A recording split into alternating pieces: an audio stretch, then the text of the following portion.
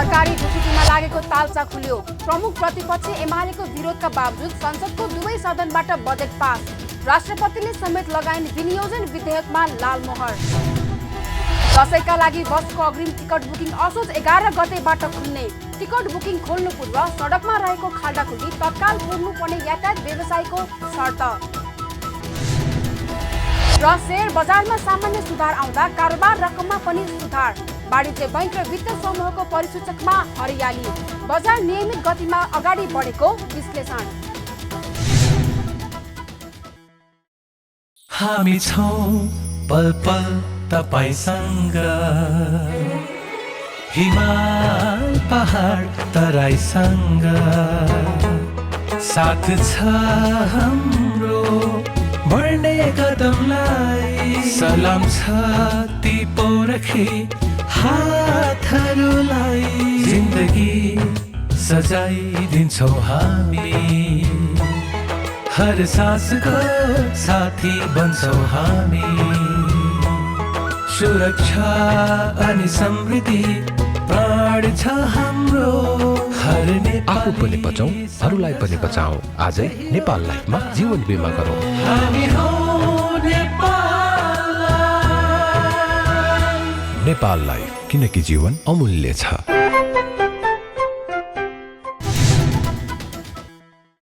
नमस्कार, कारोबार समाचारमा स्वागत छ।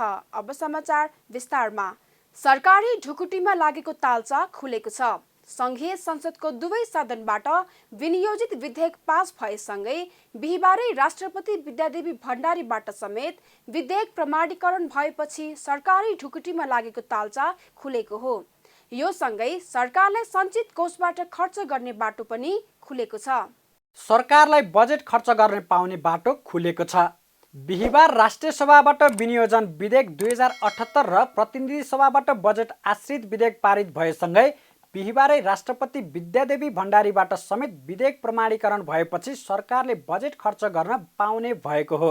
यसअघि प्रमुख प्रतिपक्षी दल नेकपा एमालेको विरोध र नाराबाजी बीच संघीय संसदको दुवै सदनबाट विनियोजन विधेयक बहुमतले पास भएको छ। तर विधेयकमाथिको छलफलमा भाग लिने सांसदहरूको सङ्ख्या भने न्यून रहेको थियो। प्रतिनिधि सभाको बैठकमा नेपाल मजदुर किसान पार्टीका सांसद प्रेम सुवाल एक्लै पर्नुभएको थियो भने राष्ट्रिय सभाको बैठकमा कुनै पनि सांसदले छलफलमा भाग लिएनन्। बिहिबार बसेको राष्ट्रिय सभाको बैठकले विनियोजन विधेयक बहुमतले पास गर्नु पूर्व राष्ट्रिय सभाका अध्यक्ष गणेश प्रसाद तिमल सिन्हाले प्रतिनिधि सभाबाट सन्देशसहित प्राप्त भएको विनियोजन विधेयक 2078 मा उल्लेखित विनियोजन शीर्षकहरूमाथिको छलफलमा भाग लिन सांसदको नाम माग्नु भएको थियो। तर कुनै दलबाट नाम नआएपछि अध्यक्ष तिमल सिन्हाले राष्ट्रिय सभाबाट विनियोजन विधेयक पास गर्नुभएको हो। बिहिबारको बैठकमा पनि प्रमुख प्रतिपक्षी दल नेकपा एमालेको विरोध कायमै थियो। माननीय सदस्यहरू, प्रतिनिधि सभाबाट सन्देशसहित प्राप्त विनियोजन विधेयक 2078 लाई पारित गरियोस् भन्ने प्रस्तावको पक्षमा हुने माननीय सदस्यहरूले हुन्छ भन्नुहोला र यसको विपक्षमा हुने माननीय सदस्यहरूले हुन्न भन्नुहोला। यो प्रस्तावको पक्षमा हुने माननीय सदस्यहरूले हुन्छ भन्नुहोस्। यो प्रस्तावको विपक्षमा हुने माननीय सदस्यहरूले हुन्न भन्नुहोस्। हुन्छ भन्ने पक्षका माननीय सदस्यहरूको बहुमत भएकोले प्रतिनिधि सभाबाट सन्देशसहित प्राप्त विनियोजन विधेयक 2078 लाई पारित गरियोस् भन्ने प्रस्ताव बहुमतले पारित भएको घोषणा गर्दछु। राष्ट्रिय सभाबाट विधेयक पास भएसँगै प्रतिनिधि सभाले पनि बिहिबारै बजेट आश्रित विधेयक पारित गरेको हो। प्रमुख प्रतिपक्ष दल एमालेको अवरोधका बीच प्रतिनिधि सभाको बैठकले आर्थिक विधेयक र राष्ट्र ऋण उठाउने विधेयक बहुमतले पारित गरेको हो। प्रतिनिधि सभाले विधेयक पारित गरेसँगै सरकारले बजेटमा गरिएको व्यवस्था अनुसार ऋण उठाउने बाटो खुलेको छ। यो प्रस्तावको पक्षमा हुने मान्य सदस्यले हुन्छ भन्नुहोला, यसको विपक्षमा हुने मान्य सदस्यले हुन्न भन्नुहोला। यो प्रस्तावको पक्षमा हुने मान्य सदस्यले हुन्छ भन्नुहोस्, यसको विपक्षमा हुने मान्य सदस्यले हुन्न भन्नुहोस्। हुन्छ भन्ने पक्षका मान्य सदस्यहरूको बहुमत भएकोले आर्थिक विधेयक 2078 बहुमतले पारित भएको घोषणा गर्दछु। आर्थिक विधेयक र राष्ट्र ऋण विधेयक सम्बन्धमा प्रेम सुवालले राखेको संशोधन प्रस्ताव बहुमतले अस्वीकृत गरेको छ। गत भदौ 30 गते अघिल्लो सरकारले ल्याएको आर्थिक अध्यादेशमाथि वर्तमान सरकारले प्रतिस्थापन विधेयक ल्याए पनि बिहिबार मात्रै राष्ट्रपतिबाट प्रमाणीकरण भएको हो। यसअघि दुवै सदनबाट बजेट पास हुन नसक्दा मुलुक बजेट रिक्तताको अवस्थामा रहेको थियो, जसकारण सरकारको सञ्चित कोषबाट संवैधानिक निकायको साधारण खर्च बाहेक अन्य कुनै पनि खर्च भएको छैन। तर सरकारलाई राजस्व सङ्कलनमा भने कुनै बाधा पुगेको छैन। सरकारले बजेट रिक्तताको अवस्थामा सामान्य खर्च भने गरेको छ। 6 दिनको अवधिमा सरकारले 20 करोड 96 लाख रुपियाँ बजेट खर्च गरेको महालेखा नियन्त्रकको कार्यालयले जनाएको छ। संविधानले नै 8वटा विषयमा खर्च गर्न संसदको स्वीकृति लिनु नपर्ने व्यवस्था गरेका कारण त्यसैमा केही रकम खर्च भएको हो। सरकारले धानको समर्थन मूल्य निर्धारण गरेको छ। मन्त्री परिषदको गत भदौ 19 गते बसेको बैठकले कृषि तथा पशुपक्षी विकास मन्त्रालयको सिफारिस अनुसार उद्योग वाणिज्य तथा आपूर्ति मन्त्रालयको प्रस्तावमा चालू आर्थिक वर्षका लागि धानको समर्थन मूल्य निर्धारण गरेको हो। मन्त्री परिषदले मोटा धानका लागि प्रति क्विन्टल मूल्य 2752 र मध्यम धानको मूल्य 2902 रुपैयाँ तोकेको छ। यस वर्ष गत वर्षको भन्दा प्रति क्विन्टल 17 रुपैयाँ बढाएर धानको समर्थन मूल्य निर्धारण गरेको हो। गत वर्ष असारमा धान लगाउनु पूर्व नै सरकारले धानको समर्थन मूल्य तोकेको थियो। गत वर्ष मोटा धान प्रति क्विन्टल 2735 र मध्यम धानको मूल्य 2885 रुपैयाँले तोकेको थियो। लागत मूल्य, ढुवानी खर्च, बजारको माग र नाफा रकम समेत जोडी समर्थन मूल्य निर्धारण गरिएको सरकारले जनाएको छ। कृषकहरूलाई धान उत्पादनका लागि प्रोत्साहित गर्न सरकारले समर्थन मूल्य तोक्दै आएको छ। सरकारले दशैंमा काठमाडौँ उपत्यकाबाट बाहिरिनेहरूका लागि यही असोज 11 गतेदेखि सवारी साधनको अग्रिम टिकट बुकिङ खुलाउने निर्णय गरेको छ। यातायात व्यवस्था विभागले बिहिबार यातायात व्यवसायी, उपभोक्ता अधिकार कर्मी र ट्राफिक प्रहरीसँगको छलफलपछि असोज 11 गतेदेखि अर्थात् आउँदो मङ्गलबारबाट सवारी साधनको अग्रिम टिकट बुकिङ खुलाउने निर्णय गरेको हो। यसअघि वर्षाका कारण सडकमा धेरै क्षति पुगेको र सवारी साधन सञ्चालन गर्न समस्या रहेको बताउँदै यातायात व्यवसायीले सडक मर्मत गरेर मात्रै दशैंको अग्रिम टिकट खोल्नुपर्ने बताउँदै आएका थिए। तर भोलि शुक्रबार सडक मर्मत सम्भारको विषयमा प्रधानमन्त्री तथा मन्त्री परिषदको कार्यालयका सचिव शिशिर कुमार ढुङ्गानाको अध्यक्षमा बैठक बसी उचित निर्णय लिने सहमति भए पनि अग्रिम टिकट बुकिङ खोल्न तयार भएको नेपाल यातायात व्यवसायी राष्ट्रिय महासङ्घका महासचिव सरोज सिटौलाले जानकारी दिनुभयो। उहाँले सडकका कारण समयमा गाडी आउन नसके त्यसको जवाफदेही भने आफूहरू नरहने पनि स्पष्ट पारेको बताउनुभयो। यस्तै उहाँले भाडा समायोजन विषयमा संघीय सरकारले निर्णय गरे पनि कतिपय प्रदेश सरकारले अझै नगरेका भन्दै तत्काल भाडा समायोजन गर्न माग गरेको पनि बताउनुभयो। उहाँले संघीय सरकारले गएको असारको 27 गते मन्त्री स्तरीय निर्णयबाट अन्तर्देशीय भाडा समायोजन गरे पनि बागमती प्रदेश लगायतका केही प्रदेशहरूले अझै भाडा समायोजन नगरेको गुनासो गर्नुभयो। 15 गते महासङ्घले निर्णय गरेको थियो अग्रिम खोल्ने भन्ने खालको अलि सहज हुन्छ कि भनेको थियो। 11 गते नै खोल्नु भन्ने एउटा छलफल भयो र सुरुवात असोजको 11 गतेबाट नेपालभरिको अग्रिम सुरुवात स्टार्टिङ हुन्छ। त्यहाँबाट क्रमशः चाहिँ ठाउँ, एरिया, यात्रुको चाप र परिस्थिति हेरेर अनि क्रमशः हामी अगाडि बढ्छौँ। सङ्घीय सरकारले गएको असारको 27 गते मन्त्रीस्तरीय निर्णयबाट अन्तर्देशीय चाहिँ भाडा समायोजन पनि गरेको छ र प्रदेश एकले पनि भाडा समायोजन गरेको छ र 29 गतेबाट नै सङ्घीय सरकारको भाडा लागू नेपालभरि भइसकेको छ भने यही बागमती प्रदेश लगायत केही प्रदेशले भाडा समायोजन गरेको छ। यो पनि अविलम्ब नगरबाट छिटै चाहिँ गरिदिनुपर्छ भन्ने हामीले आज यातायात व्यवस्था विभाग मार्फत पनि भनेका छौँ। र सडकको विषयमा अहिले भर्खरै मात्र प्रधानमन्त्रीको कार्यालयबाट प्रधानमन्त्री कार्यालयका सचिवज्यू शिशिर ढुङ्गानाज्यूको अध्यक्षता भोलि बैठक सबै सरकारलाई निकाय राख्छ र यातायात व्यवस्था विभाग सबै हामी बसेर छलफल गर्ने भनेको छ। सडकको कारणले बाटोहरू अवरुद्ध भएर होइन, या हेभी सवारी साधनहरू आएर बाटो अवरुद्ध यदि भएर समयमा गाडी आउन सकेन भने त्यसको जवाबदेही हामी छैनौँ। महासङ्घका महासचिव सिटौलाले नागरिक सहायता कक्षहरू राजधानीका बस पार्क लगायतका 7 प्रदेश सबै जिल्लामा राख्न छलफल भएको पनि जानकारी दिनुभयो। यस्तै उहाँले अनलाइन प्रविधि मार्फत बुकिङ गर्न मिल्ने व्यवस्थाको सुरुवात गरेका यातायात कम्पनीहरूबाट सहजै बुकिङ गर्न सकिने पनि बताउनुभयो। दशैंका बेला काठमाडौँ उपत्यकाबाट करिब 25 लाख मानिस बाहिरिने गरेको अनुमान छ। गत वर्ष कोभिड-19 महामारी संक्रमणको जोखिमका कारण अग्रिम दशैंका लागि टिकट बुकिङ खुलेको थिएन। यो वर्ष भने अधिकांश नागरिकले भ्याक्सिन लगाइसकेका र कोरोना संक्रमणको जोखिम पनि बिस्तारै कम हुँदै गएको भन्दै स्वास्थ्य मापदण्डको पूर्ण पालना हुने गरी टिकट बुकिङ खुलाइएको हो। नेपाल भारत सीमा खुलेसँगै प्रदेश 2 मा कोरोनाको जोखिम बढ्न सक्ने आंकलन गरिएको छ। कोरोनाको संक्रमणको दर घट्नुका साथै दशैं तिहार लगायतका चाडपर्व नजिकिएसँगै प्रदेश 2 को अस्थायी राजधानी जनकपुर सहित तराई मधेसका सीमावर्ती क्षेत्र उच्च जोखिममा पर्न सक्ने आंकलन गरिएको हो। प्रदेश 2 का स्वास्थ्य निर्देशनालयका निर्देशक विजय कुमार झाले भारतबाट बिना चेक जाँच मानिसहरू आउने क्रम बढेपछि त्यसको जोखिम बढ्ने खतरा रहेको बताउनुभयो। उहाँले बजारमा मास्क लगाउने, स्वास्थ्य सतर्कता अपनाउनेको संख्यामा कमी आएको छ भने बजारमा भिडभाड हुने गरेको छ। सीमानाकाहरू खुलेसँगै सहजै रूपमा आवागमन हुने र यसले कोरोनाको जोखिम बढाउने बताउनुभयो। उहाँले सीमामा प्रभावकारी रूपमा हेल्थ डेस्क राखेर मात्रै खोल्दा जोखिम कम हुन सक्ने बताउनुभयो।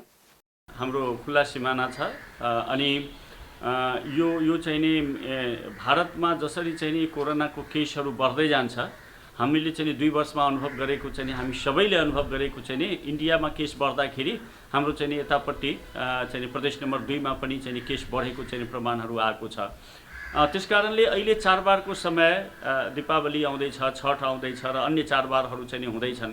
त्यसकारणले गर्दाखेरि र यो अक्रस द बोर्डर चाहिँ जो मुभमेन्टहरू चाहिँ बढ्नु स्वाभाविक हो। चाडबाडको समयमा थुप्रै युवाहरू चाहिँ भारतमा काम गर्नुहुन्छ र उहाँहरू चाहिँ यो पर्व मनाउने सिलसिलामा चाहिँ आफ्नो घर फर्किनुहुन्छ। घर फर्किने अधिकार हो, आउन पाउनुपर्छ, त्यो सही कुरा हो।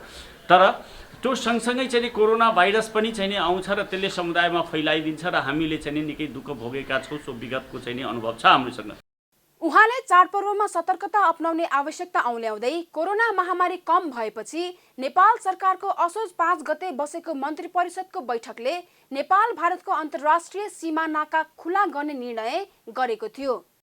साताको अन्तिम दिन शेयर बजारमा सामान्य सुधार आउँदा कारोबार रकममा पनि सुधार आएको छ।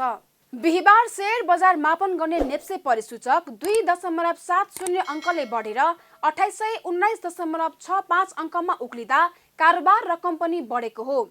दिनभर कुल 228 कम्पनीको 1,57,00,000 किता शेयर 7,52,63,00,000 रुपैयाँ बराबरको भएको छ। अघिल्लो दिन जम्मा 1,21,00,000 किता शेयर 6,07,00,000 रुपैयाँ बराबरमा मात्र किनबेच भएको थियो। नेप्से परिसूचकमा सामान्य सुधारका साथै कारोबार रकम समेत बढेको दिन वाणिज्य बैंक र वित्त समूहको परिसूचक बाहेक सबै समूहको परिसूचक घटेको छ। वाणिज्य बैंक समूहको परिसूचक 47.37 र वित्त समूहको परिसूचक 8.2 अङ्कले बढेको छ। आज मनकामना स्मार्ट लघुवित्त कम्पनीको शेयर मूल्य मात्रै 10% बढेर सकारात्मक सर्किट ब्रेक लागेको छ। Prime life insurance, Nepal bank limited, Nepal Bangladesh bank र मैलुङ खोला जलविद्युतको पनि मूल्य क्रमशः सर्वाधिक दरले बढेको छ। कारोबार रकमका आधारमा भने Sanima bank, Nepal bank, Machhapuchchhre bank, national hydro power, united Modi hydro power लगायतका कम्पनीको शेयर कारोबार क्रमशः सर्वाधिक भएको छ। सबैभन्दा धेरै सानिमा बैंकको 34,15,00,000 रुपैयाँ बराबरको शेयर किनबेच भएको छ। राष्ट्रपति विद्यादेवी भण्डारीले नेपाल एक चीन नीतिको पक्षमा सदैव उभिने बताउनु भएको छ। राष्ट्रपति भवन शीतल निवासमा सी चिनफिङ चीनको शासन व्यवस्था खण्ड 2 को नेपाली संस्करण पुस्तकको लोकार्पण गर्दै नेपाल एक चीन नीतिमा सधैँ उभिएको बताउनु भएको हो।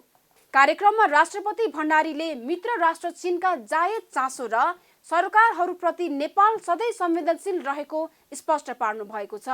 हाम्रो मैत्रीपूर्ण सम्बन्धमा सहकार्यका नयाँ अवसरहरू उपलब्ध हुँदै आएका छन्। नेपाल एक चीन नीतिको पक्षमा सदैव दृढतापूर्वक उभिएको छ। मित्र राष्ट्र चीनका जाहेर चासो र सरकारहरूप्रति नेपाल सधैँ संवेदनशील रहेको म यहाँ विशेष जोड दिन चाहन्छु। नेपालको बहुआयामिक विकासका लागि मित्र राष्ट्र चीनबाट हामीले सहयोग प्राप्त गर्दै आएका छौँ। हाम्रा दुवै देशले पारस्परिक मित्रता एवं विकासमा साझेदारीलाई ठुलो महत्त्व दिएका छन्। इतिहासका विभिन्न चरणमा हाम्रा दुवै देशका अग्रजहरूले भौगोलिक विकटताको अवरोधलाई छिचोलेर ज्ञान र प्रगतिको खोजी गरेको तथ्य इतिहासमा अङ्कित छ। कार्यक्रममा राष्ट्रपति पूर्वाधारको पनि पूर्वाधारका रूपमा रहेको शिक्षा क्षेत्रको विकासमा चीन सरकारले प्रदान गर्दै आएको सहयोगका लागि आभार प्रकट गर्दै यस क्षेत्रमा हाम्रो साझेदारीलाई थप सघन तुल्याउनु पर्ने सुझाव दिनुभएको छ। राष्ट्रपति भण्डारीले विश्वव्यापी महामारीका रूपमा देखिएको कोभिड-19 विरुद्धको खोपलाई विश्व समुदायको सार्वजनिक सेवामा उपलब्ध गराउने र आर्थिक रूपमा सर्वसुलभ बनाई सबैको पहुँच सुनिश्चित गर्ने महामहिम सीको मानवतावादी प्रतिबद्धताबाट नेपाल लगायत विश्वका धेरै देशहरू लाभान्वित भएको भन्दै चिनिया नेतृत्वको उच्च प्रशंसा गर्नुभयो।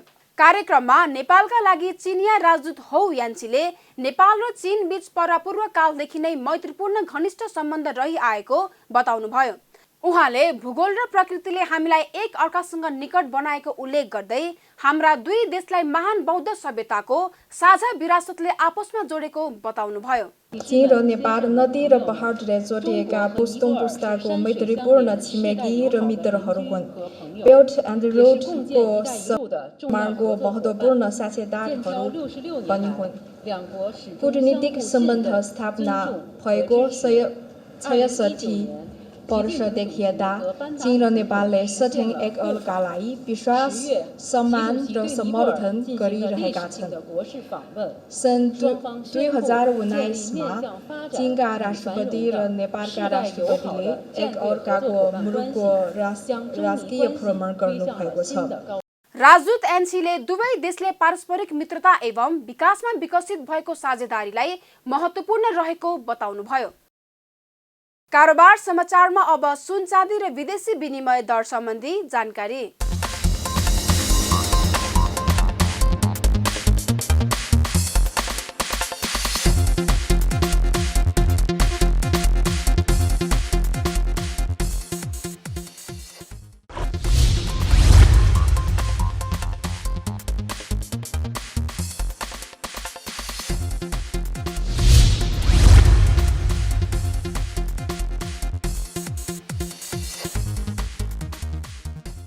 विदा हुनु अघि अहिलेसम्मका प्रमुख समाचार फेरि एकपटक। सरकारी ढुकुटीमा लागेको तालचा खुल्यो। प्रमुख प्रतिपक्ष एमालेको विरोधका बावजुद संसदको दुवै सदनबाट बजेट पास। राष्ट्रपतिले समेत लगाइन् विनियोजन विधेयकमा लाल मोहर। दशैंका लागि बसको अग्रिम टिकट बुकिङ असोज 11 गतेबाट खुल्ने। टिकट बुकिङ खोल्नु पूर्व सडकमा रहेको खाल्डाखुल्डी तत्काल पूर्नुपर्ने यातायात व्यवसायको शर्त। र शेयर बजारमा सामान्य सुधार आउँदा कारोबार रकममा पनि सुधार। वाणिज्य बैंक र वित्त समूहको परिसूचकमा हरियाली। बजार नियमित गतिमा अगाडि बढेको विश्लेषण। कारोबार समाचार सकियो। हामीलाई बिदा दिनुहोस्। नमस्कार।